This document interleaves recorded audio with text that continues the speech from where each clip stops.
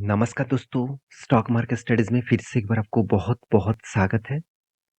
तो आज जिस कंपनी के बारे में डिस्कशन करूँगा, वो इंडिया के नंबर 1 कंपनी है उस सेक्टर का। किस सेक्टर के बारे में आज बात करूँगा?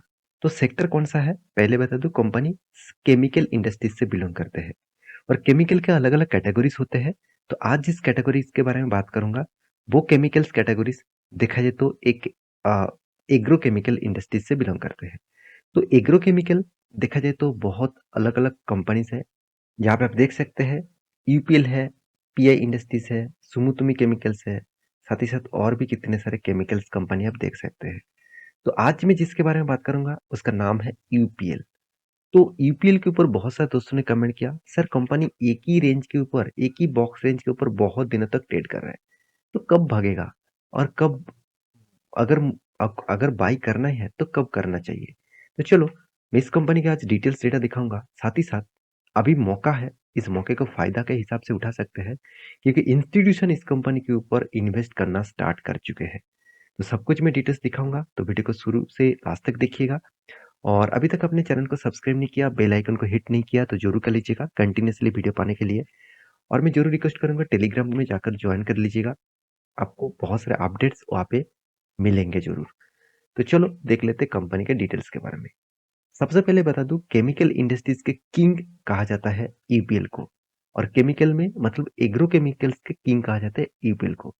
कंपनी इंडिया के नंबर 1 कंपनी और कंपनी 50 साल से भी ज्यादा इसके एक्सपीरियंस है और कंपनी इस इंडस्ट्रीज में नंबर 1 है।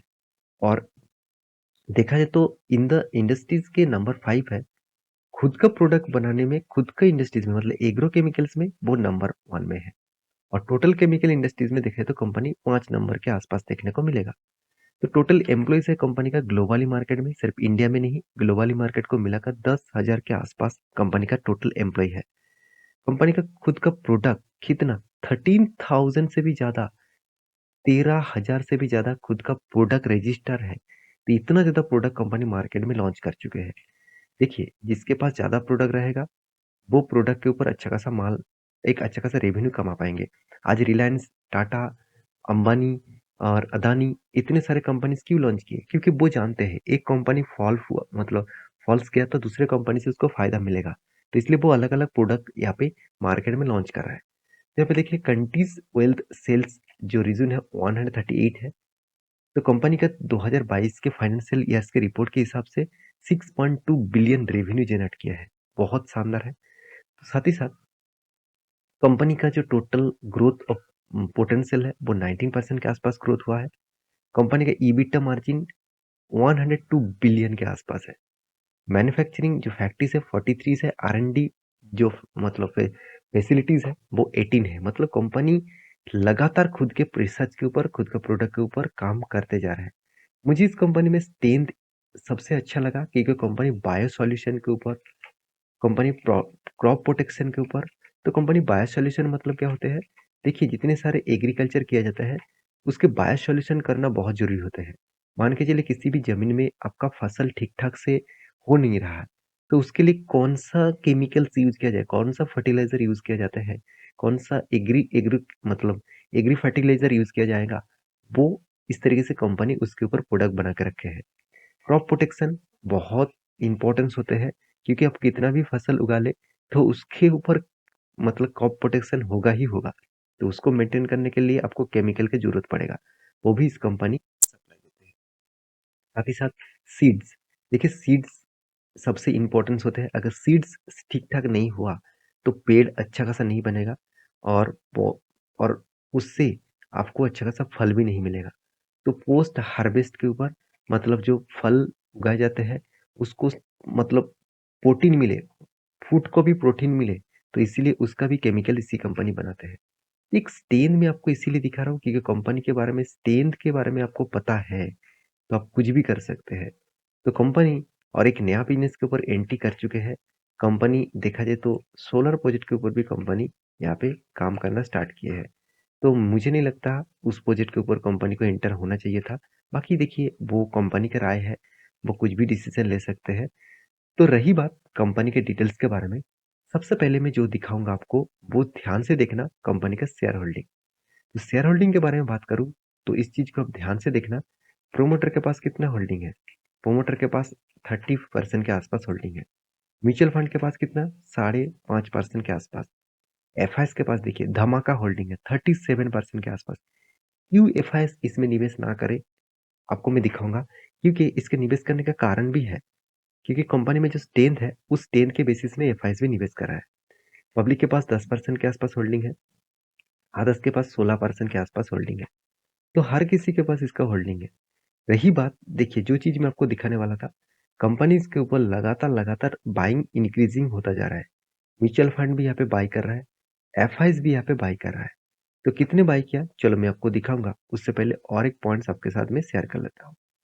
तो अब शेयर होल्डिंग पे इस कंटिन्यूअसली मंथ ऑफ देखा जाए, तो देखिए ज अक्टूबर से लेकर फरवरी तक, तो जो इन्वेस्टमेंट है म्यूचुअल फंड का, वो छोटा-मोटा स्टेक उन्होंने बेचा है, कुछ ज़्यादा सेल आउट नहीं किया।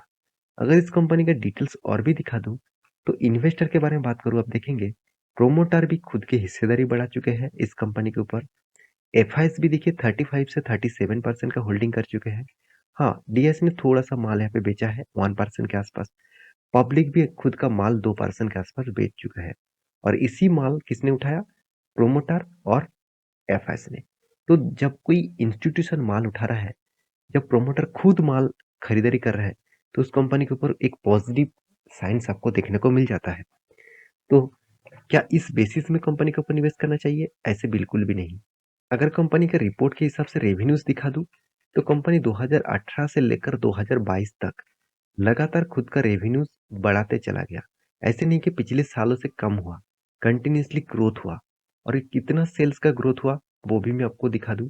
तो सेल्स ग्रोथ के मामले में कंपनी का जो सेल्स ग्रोथ हुआ, आप देखेंगे 20% के ऊपर हर साल में सेल्स ग्रोथ देखने को मिलेगा। और प्रॉफिट ग्रोथ भी आप देखेंगे, तो हर साल में आपको 21 से 26% के आसपास प्रॉफिट ग्रोथ दिखेगा। इसका मतलब सेल्स ग्रोथ भी स्ट्रांग है, प्रॉफिट ग्रोथ भी स्ट्रांग है, और रिटर्न ऑफ इक्विटीज भी बहुत स्ट्रांग देखने को मिला। इसलिए कंपनी लगातार लगातार खुद का प्रॉफिट को इंक्रीजिंग करते गया। तो यही सबसे बड़ी पॉइंट्स है इस कंपनी के लिए। तो रही बात कंपनी के बाकी स्ट्रेंथ के, जैसे कंपनी का प्रॉफिट एंड लॉस आप देखेंगे, तो वो भी अच्छा खासा देखने को मिला। कंपनी का सबसे जो बेस्ट पॉइंट है कंपनी का कर्जा। तो पहले तो बहुत कर्जा था 1.96% के आसपास। अभी धीरे धीरे करके वो कर्जे को कम कर रहा है।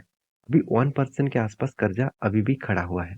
तो फिर भी मैं जरूर कहूंगा, जो कंपनी ने प्रॉफिट अच्छा खासा कर रहा है, और उस हिसाब से कर्जा भी देखा जाए तो ज्यादा है, तो वो कंपनी मेंटेन करने का कोशिश कर रहा है। हाथ में कैश भी ठीक ठाक आ रहा है। कंपनी के डेटोस डे मुझे बहुत ज्यादा लगा, 121 दिन के आसपास, अराउंड अराउंड 4 से 5 मंथ यहाँ पे लग रहा है कंपनी के हाथ में पैसा आने के लिए। एक लॉन्ग टाइम ऑफ पीरियड है। तो मैं यहाँ पे थोड़ा सा वीकनेस जरूर कहूंगा। बेस्ट पॉइंट लगा मार्केट कैप टू सेल्स। 1 रुपया कमाने के लिए कंपनी को 1 रुपया ही देना पड़ रहा है। पैग रेशियो बता रहा है कंपनी को 0.1% के नीचे होना चाहिए। तो यहाँ पे कितना है? 0.05 के आसपास है। तो एक अच्छी बात है। कंपनी खुद का एसेट के ऊपर रिटर्न उतना ज्यादा जेनरेट नहीं कर पा रहा है। रही बात कंपनी का बैलेंस शीट में, कंपनी का रिजर्व क्या ग्रोथ हो रहा है? बिल्कुल। एक पॉइंट ऑफ व्यू से मैं दिखा दूं, तो कंपनी की जितना कर्जा है उतना रिजर्व नहीं है। इसका मतलब अगर पूरा कर्जा उसको मिटाना पड़े, तो उसका जो रिजर्व है, वो रिजर्व को बेचकर भी मिटा नहीं सकते। एक पॉइंट ऑफ व्यू से थोड़ा सा वीकनेस देखने को मिलेगा। देखिए सारे कंपनीज के सारे पॉइंट्स पॉजिटिव रहेगा ऐसे हो नहीं सकता। कुछ पॉइंट आपको वीकनेस तो दिखेगा ही दिखेगा। तो कंपनी के जो एसेट है, वो आप देखेंगे कि एसेट बेचकर कंपनी खुद का कर्जा चुका सकते हैं। क्या कंपनी फ्यूचर में ग्रोथ कर सकते हैं? देखिए कंपनी का लैंड पिछले कुछ सालों से इंक्रीज होता जा रहा है। इसका मतलब कंपनी का लैंड के ऊपर कंपनी निवेश भी कर रहा है, और बिल्डिंग भी खरीदारी कर रहा है, मशीनरी भी खरीदारी कर रहा है, क्योंकि हर साल में खुद का ये चीज इंक्रीज भी हो रहा है कि नहीं हो रहा है, वो भी देखना चाहिए। मान के चलिए आपका बिजनेस बढ़ रहा है कि नहीं बढ़ रहा है, वो कैसे पता चलेगा?